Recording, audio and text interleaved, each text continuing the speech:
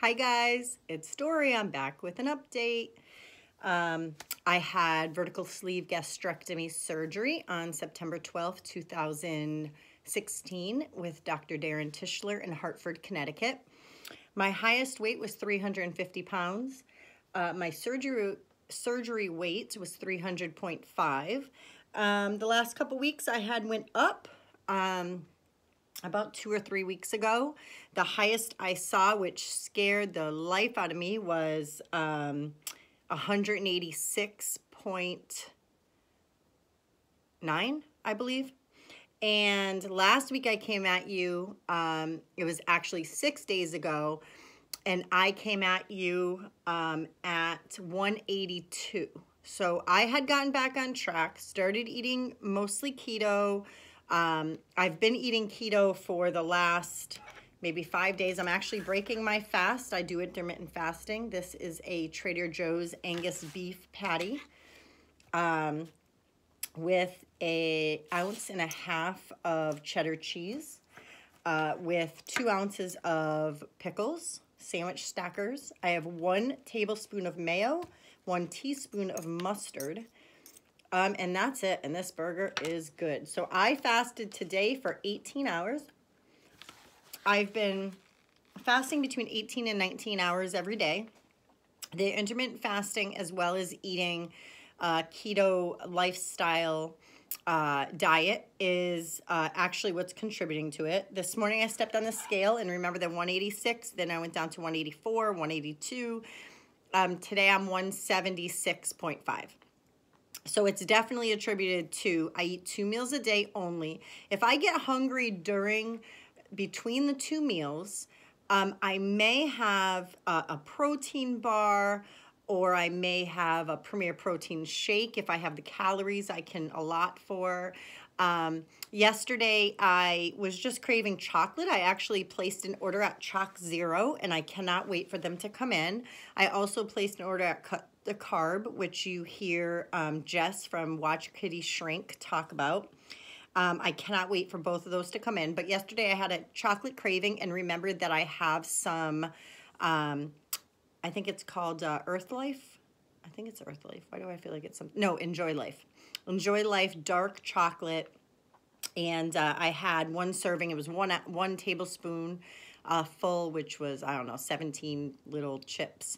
And so that satisfied my chocolate craving. And so I had that. But in general, I only eat twice. So it has been working out really well. This burger I usually get at Trader Joe's. It says on the package it's 4 ounces, and it measures out, it's grass-fed Angus beef, and it says that it's 4 ounces at 290 calories and whatever the rest of the fat, and of course no carbs and all that. But when I cook it, I use the weight after cooking. I don't use 4 ounces, so it actually loses about an ounce, it's like 3.1 or 3.2 ounces. And so I go into the, the app, MyFitnessPal, where I log, and I'm actually almost at 1,000 days consecutive of logging, which is great. I actually started logging to make it a habit prior to having surgery. So in any event, I weigh it after it's done cooking. And so on my Instagram, you'll see where I will post pictures. I posted the pictures of everything that I cooked on this burger and how I measured it and everything. And so I'm going to put the stats in and stuff. But I didn't even have a coffee this morning. This is actually my first time eating today. I have found, for those of us who have the smaller stomachs, when you take time to eat, it's better for you. It just feels, your pouch fills up slower. You take time, you're really being mindful about it, and you're not just going crazy with eating to get it down. Which I watched my video from last week. I was stuffing that pork belly down. I was so hungry. It was so good. So, I'm so sorry for chewing in your ear. So that has been what I've been doing now for about, I want to say 5 days maybe. I'd have to go back and look at my Instagram when I started posting about it, but I want to say it's probably been 5 days strict keto. I have not had anything other than keto foods. I've had coffee with only heavy whipping cream. I have not had any carbs outside of carbs that are found in veggies or beans or, you know, those type things. Every day I get between 17 and maybe 48 carbs total.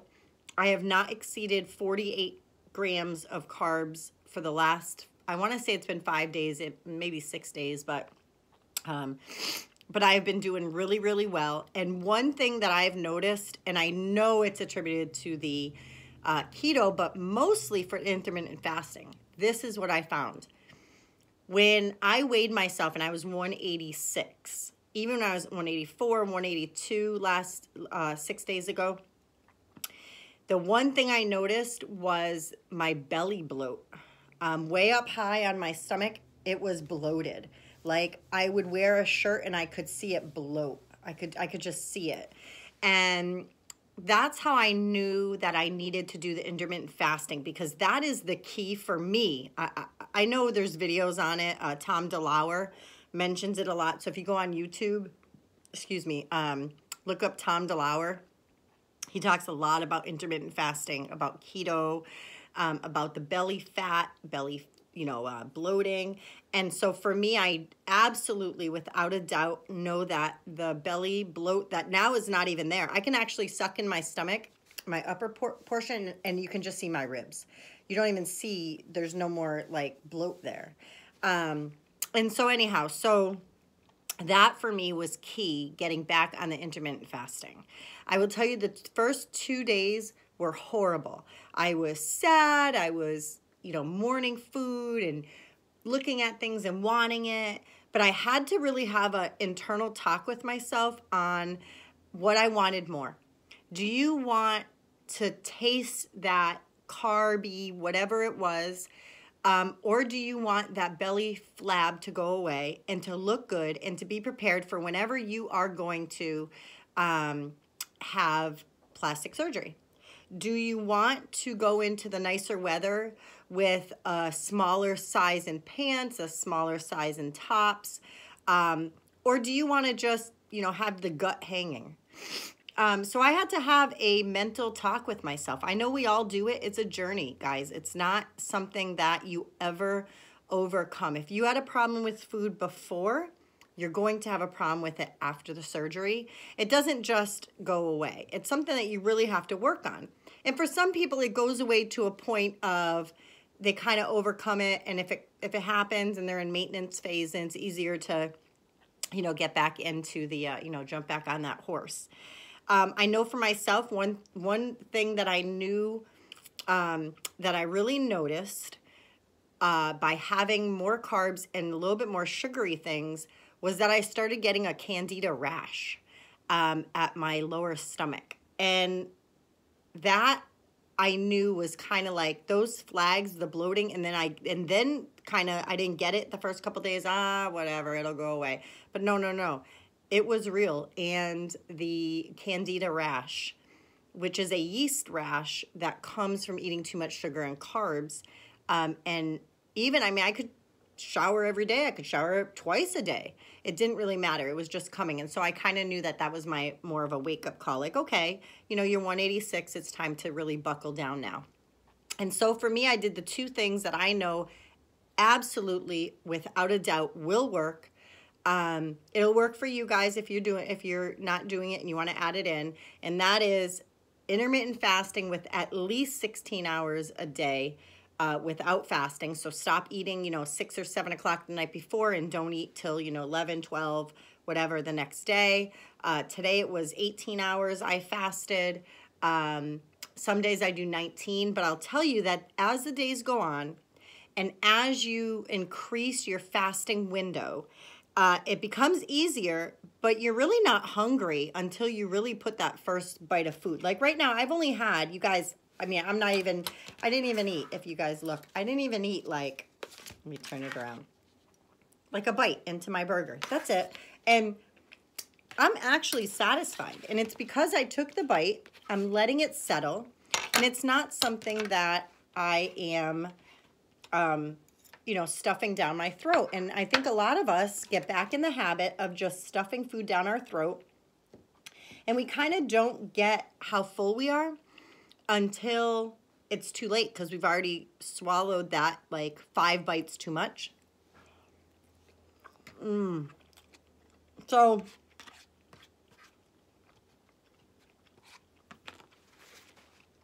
I'm very happy to be back on track. I'm also so happy that I took some of my allowance and went and bought the Chalk Zero. So that order is being mailed out today. Cut the Carb is getting mailed out today. I don't know how long it takes. I'm in Massachusetts. I'm not sure where they are.